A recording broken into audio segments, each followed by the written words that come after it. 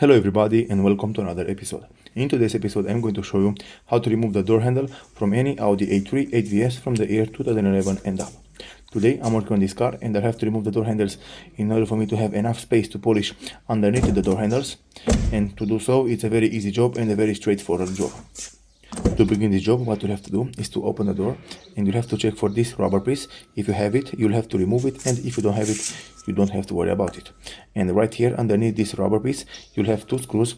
One is the screw which is securing the door handle mounted to the car, and the other one is the screw which is securing the door handle movement. So you'll have to remove those two screws in order for you to remove the door handle completely out of the door. To remove those two screws, you'll have to use a Torx 15.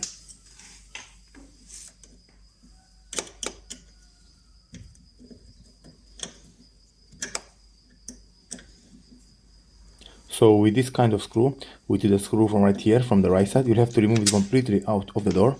And after that, the screw from the left side, from inside the door handle, you'll have to remove it until you feel a little bit of resistance, until you feel that it's not coming out anymore.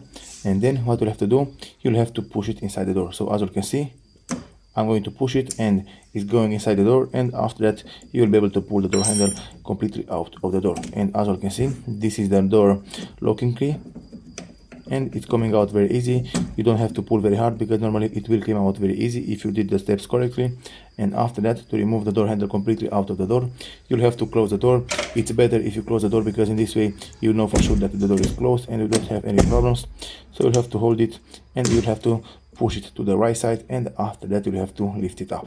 And as you can see, if you lift it up, it's coming out very easy.